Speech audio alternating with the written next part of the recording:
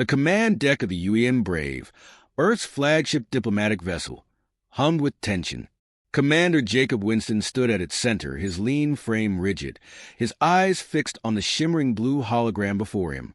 The Galactic Council transmission flickered into focus, revealing a figure that seemed more beast than man. General Kohler of the Varnak Dominion, 7 feet tall with a hulking frame of corded muscle and bone-plated armor. Kohler's red eyes burned with derision as he addressed humanity's assembled leaders.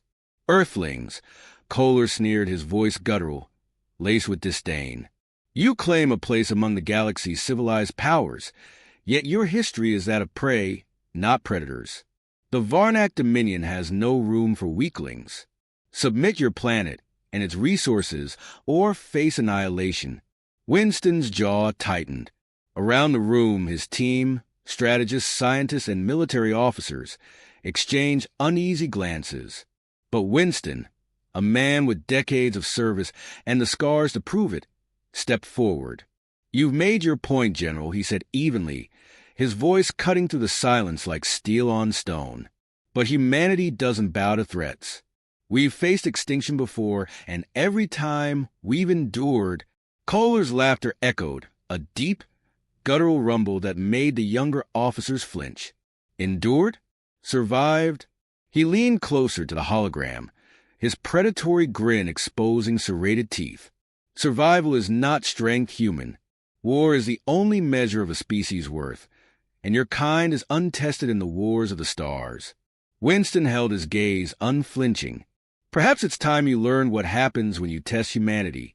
Kohler's grin faltered, but his bravado held. Then meet us at the council station. There, you may attempt to justify your arrogance. But know this.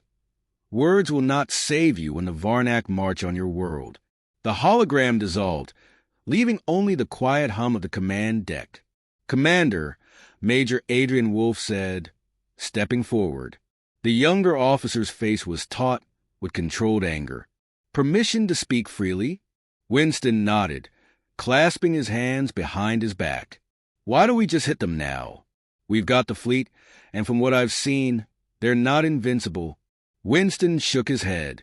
They're testing us, Adrian. Charging in without understanding our enemy is exactly what they want. The Varnak thrive on brute force. We need to outthink them. Wolf frowned but said nothing further. Winston turned to Dr. Elias Harrington, the mission's chief historian. The older man adjusted his glasses, his thin frame dwarfed by the bulkier officers around him. Doctor, Winston said, how much of humanity's wartime history have you prepared? Everything, Commander, Harrington replied, his voice measured but firm. From the Punic Wars to modern conflicts. If the Varnak think they've seen war, they're in for an education. Good, Winston said. We're going to need more than firepower to win this. They see us as prey because they've never fought anything like us before. The room shifted into action as orders were issued and preparations began for the meeting at the neutral station. Winston turned to the viewport, staring out at the vast expanse of stars. He could feel the weight of the moment pressing down on him. This wasn't just about Earth. It was about humanity's place in the galaxy. The Varnak were a mirror of what humanity might have become if left unchecked, a race defined solely by conquest and domination. To them, diplomacy was weakness, and survival without overwhelming power was an insult. As the Brave's engines roared to life, Winston felt a flicker of doubt. Could humanity's bloody history, its centuries of war, sacrifice, and resilience, be enough to convince these alien predators of their mistake?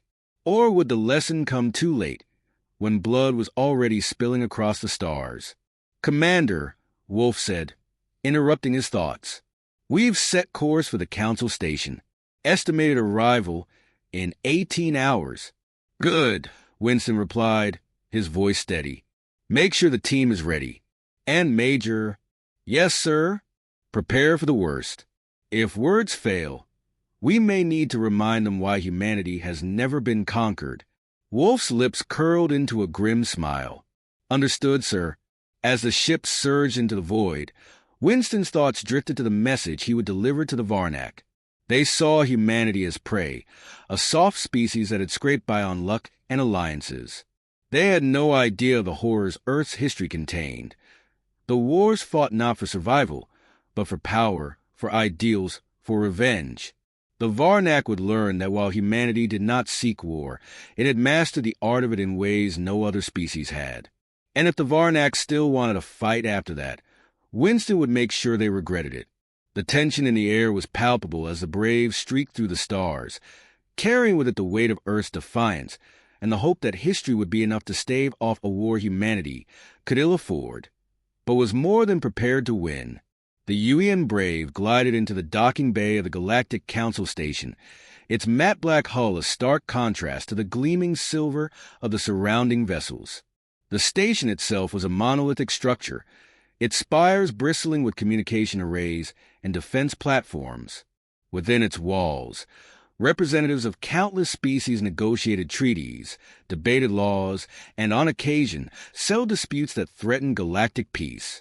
Commander Jacob Winston stood in the airlock, his crisp uniform immaculate, the weight of Earth's expectations pressing on his shoulders. Beside him, Major Adrian Wolfe adjusted the strap of his sidearm, a ceremonial weapon for now, though its weight was a comfort. Behind them stood Dr. Elias Harrington and Lieutenant Marcus Trask, the team's tactical analyst, their expressions varying between steely determination and cautious unease. The airlock hissed open, revealing a receiving party of Varnak warriors. Towering figures in bone-plated armor, their sharp, angular features exuded menace. At their head stood General Kohler, his crimson eyes scanning Winston and his delegation with the disdain of a predator sizing up its prey. "So," Kohler rumbled, his voice echoing in the cavernous docking bay, "these are the humans who believe themselves our equals." Winston stepped forward, his expression calm, but unyielding. "We don't believe, General.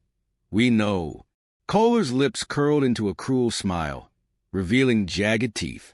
"Confidence, a useful trait. It makes the fall all the more satisfying." Winston didn't flinch.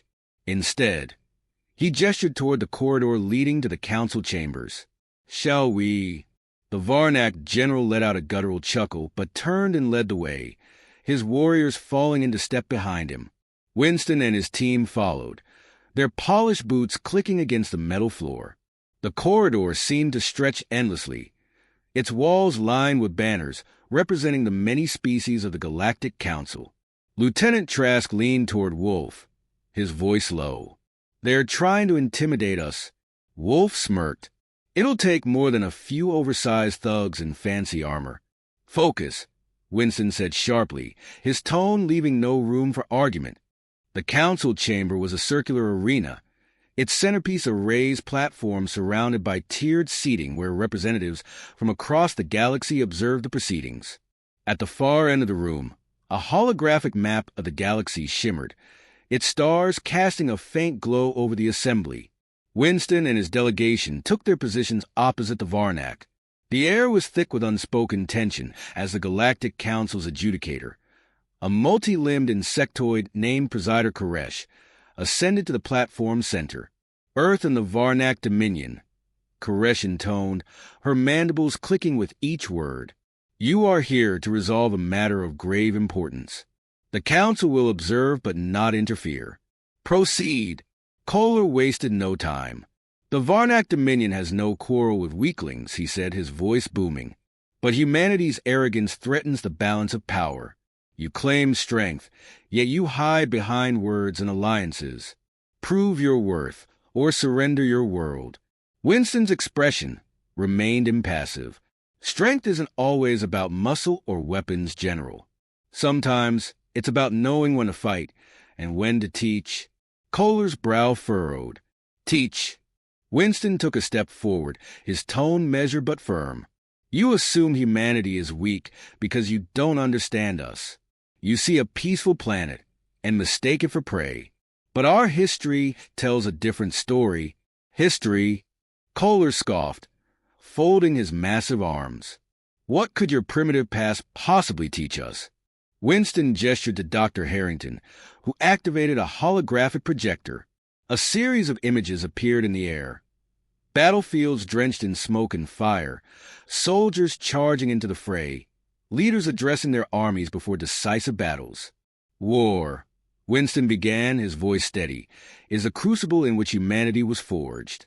From the moment we learned to walk upright, we've been fighting for survival, for territory, for ideals. And every time we fought, we evolved. The hologram shifted, showing scenes from ancient Earth. Phalanxes clashing in the Greco-Persian Wars, Roman legions marching across Europe, and knights locked in brutal melee during the Crusades. Kohler's eyes narrowed. Primitive skirmishes. Child's play compared to the Dominion's campaigns. Winston smirked faintly. Then let's fast forward. The images transformed, showing the chaos of World War I trenches, the devastation of World War II, and the mushroom cloud rising over Hiroshima. Gasps rippled through the council chamber as the scale of destruction became evident. Even the Varnak warriors shifted uneasily. We've fought wars on a scale your Dominion can scarcely imagine, Winston continued. Not just with swords and spears, but with weapons capable of annihilating entire cities. We've developed strategies to outthink and outmaneuver enemies far more powerful than ourselves. And we've paid the price. In lives, in resources, in the scars left on our world and our souls. Kohler's sneer faltered, but he quickly regained his composure. Impressive, perhaps, but your wars are over. You've grown soft in your peace. Winston's eyes hardened. Do you know what peace taught us, General?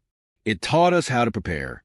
It taught us how to turn the horrors of our past into lessons for our future. And it taught us that when war does come, we will be ready. The chamber fell silent, the weight of Winston's words hanging in the air. Presider Koresh clicked her mandibles thoughtfully. You claim strength through knowledge, Commander, Koresh said. But will it be enough to satisfy the Varnak? Kohler leaned forward, his voice a low growl. Knowledge means nothing without action. If you wish to prove your worth, show us. Not with words, but with deeds. Winston met the general's gaze, unflinching. Then let me finish the lesson, General. And if you still want to fight afterward, you'll have it. Kohler's grin returned, feral and dangerous. We shall see, human. We shall see. The session adjourned, leaving Winston and his team to prepare for the next phase of the confrontation. As they exited the chamber, Wolf glanced at his commander. Think they're buying it? They don't have to, Winston replied, his voice calm but brave. They just need to understand what they're dealing with before it's too late. With that, they stepped into the station's corridors, the weight of the galaxy's eyes bearing down on them, and the looming promise of war hanging in the balance. The lights dimmed in the Galactic Council chamber as Dr. Elias Harrington activated the next sequence of the holographic projection. The display shimmered to life, casting the room in hues of red and gold as scenes of ancient battles unfolded. Commander Jacob Winston stood at the forefront, his voice steady and deliberate as he narrated humanity's long, blood-soaked history. Let's start at the beginning, Winston said, his tone calm yet commanding. When humanity was little more than scattered tribes, survival meant constant conflict, with predators, with nature, and most often with each other. The hologram displayed primitive humans wielding spears and clubs, hunting mammoths and fending off rival tribes. The Varnak warriors watched with mild amusement, their sneers unhidden. A simple start, General Kohler rumbled. We've all fought for survival. This proves nothing. Winston smirked faintly, but didn't respond. Instead, he gestured to Harrington, who advanced the projection. The images shifted to rows of disciplined phalanxes, gleaming bronze shields locking together in unison. As we evolved, so did our methods of war, Winston continued. The Greco-Persian Wars, the Roman conquests, the rise of empires, each taught us the value of strategy, discipline, and innovation. We fought not just for survival, but for dominance, for resources, for the expansion of ideas. The holograms showcased the siege of Troy, Hannibal's march across the Alps, and the brutal gladiatorial combats of Rome. The calculated brutality and ingenuity on display began to draw murmurs from the council spectators. The Varnak warriors, however, remained stone-faced, though their eyes betrayed a growing interest. "Impressive choreography," Kohler said, his voice dripping with condescension. "But this is still primitive. Show me something worthy of the Dominion's attention." Harrington's fingers danced across the control panel, and the hologram shifted again. The Roman legions dissolved into trenches, their orderly lines replaced by the chaos of World War I. Explosions ripped across the battlefield. Soldiers huddled in mud-soaked trenches, and plumes of mustard gas turned the air a sickly yellow. "World War I," Winston said, his voice taking on a sharper edge. A conflict that spanned continents, involving millions. It wasn't just a war of armies, but of innovation, artillery, machine guns, chemical weapons. Humanity turned its ingenuity toward destruction on a scale we had never imagined. A sharp intake of breath from one of the council spectators punctuated the scene. Even the Varnak shifted uncomfortably as the hologram lingered on the aftermath of a gas attack. Soldiers writhing on the ground, their faces blistered and contorted in agony. "And we didn't stop there," Winston said grimly. "Barely 2 decades later, we entered another global conflict. The display transitioned to World War II, cities engulfed in flames, tanks grinding through rubble-strewn streets, and fighter planes spiraling toward the earth in plumes of smoke." Winston paused as a hologram highlighted the Normandy landings, waves of soldiers charging into gunfire. "This was no war of empires or resources," Winston explained. "This was a war of ideologies. Entire nations rose against each other, driven by beliefs that cost tens of millions of lives. And when it ended, it left scars on humanity that remain to this day." Kohler's gaze hardened, his jaw tightening as the hologram shifted again. It displayed the rising mushroom cloud over Japanese city, its fiery plume illuminating the devastated city below. "And when we reached the peak of our destructive capabilities," Winston said, his voice dropping to a somber tone, "we created weapons that could annihilate entire cities with a single strike. We learned how to destroy not just armies, but civilizations." The room fell silent. Even the Varnak warriors, so proud of their own martial heritage, seemed unsettled. General Kohler's sneer faltered for the briefest of moments before he recovered. "You've mastered destruction," Kohler admitted grudgingly. "But destruction without honor is chaos. The Dominion fights with purpose, with discipline." Winston raised an eyebrow. "Purpose? Discipline? Let me show you how humanity fights when we're pushed to the brink." The hologram transitioned to guerrilla warfare, soldiers blending with jungles, sabotaging supply lines and striking from the shadows.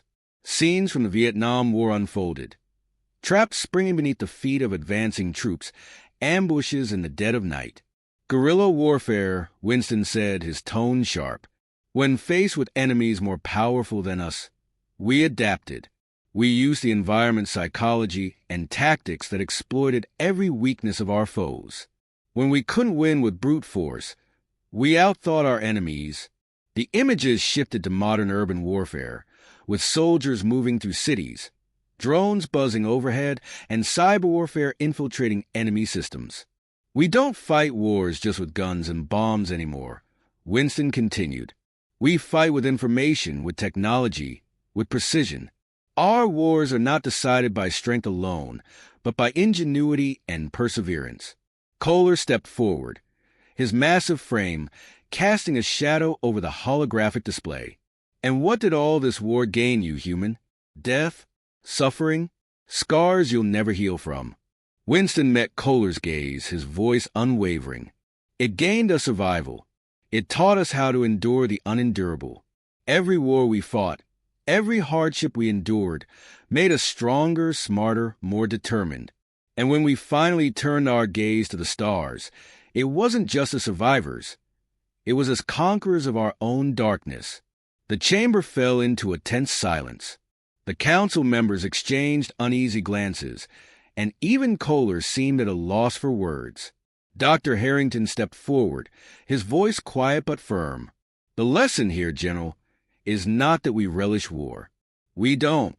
But when war comes to us, we adapt, we endure, and we win at any cost. Kohler's crimson eyes burned as he straightened. You speak of adaptation and endurance. Let us see if your kind still remembers how to fight. Show us the strength you claim to possess, or prepare to fall like the rest. Winston gave a slight nod, his expression unreadable. The lesson isn't over yet, General. If you want proof, you'll get it.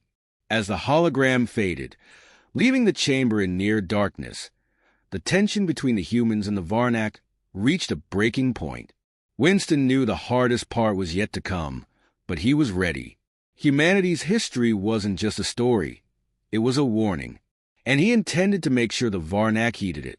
The council chamber was eerily quiet as General Kohler and his warriors returned to their seats. The weight of humanity's history hung heavy in the air, each image of war and devastation carving deep impressions into the minds of the observers. Commander Jacob Winston stood motionless, his gaze unwavering as he surveyed the room. He could feel the eyes of the Galactic Council fixed on him, some skeptical, others contemplative, and a few, like the insectoid presider Koresh, openly uneasy. Kohler broke the silence, his voice low and measured. Your history speaks of survival, yes. Adaptation, certainly, but it also reveals weakness. You warred amongst yourselves for millennia, spilling your own blood without purpose. How does this make you strong? Winston stepped forward, folding his arms behind his back. You call it weakness because you don't understand the strength it gave us. Those wars taught us lessons no species can learn in peace. Unity born of necessity is fragile. Unity forged in the crucible of conflict is unbreakable. Harrington, ever the academic, interjected. General, humanity's internal conflicts forced us to innovate faster than any natural predator or cosmic threat could demand. The wars we fought against ourselves sharpened every facet of our existence, from technology to strategy, even to morality. We became what we are because we endured what we were. Kohler narrowed his crimson eyes, studying Winston as if searching for deceit. Fine words, but they do not explain why you still stand here, speaking rather than proving. Winston gave a faint smile. Actions, not words, General. Very well. Let me show you something. He nodded toward Lieutenant Marcus Trask, who activated a new sequence in the hologram. This time, it displayed humanity's modern capabilities. Simulations showed orbital bombardments calculated to minimize civilian casualties, unmanned drones operating with surgical precision, and cyber warfare dismantling enemy networks without a single shot fired. This, Winston said, his voice gaining an edge, is what we're capable of now. No longer do we rely solely on brute force. We've turned war into a science, balancing overwhelming power with restraint. When we fight, we do so with purpose. The hologram shifted again, this time displaying scenes of humanity's resilience in the face of interstellar threats, asteroid deflections, coordinated evacuations during planetary disasters, and alliances with other species to repel pirate fleets. You see us as a species fractured by violence, Winston continued. But what you fail to see is how that violence shaped our unity. When the stars became our battleground, we left behind our petty differences and embraced what made us strong. Our ability to adapt, to overcome, and to fight for something greater than ourselves. Kohler's expression hardened, but a flicker of uncertainty crossed his face. The Varnak warriors behind him exchanged glances, their postures less rigid than before. Tell me this, human, Kohler said finally, his voice quieter but no less commanding. If your people are as strong as you claim, why not conquer the galaxy? Why not use your history and your strength to take what you desire? Winston's smile faded. He stepped closer, his voice dropping to a deadly calm. Because we know what conquest costs. We've seen it. Empires rising on the backs of the oppressed, only to crumble under the weight of their greed.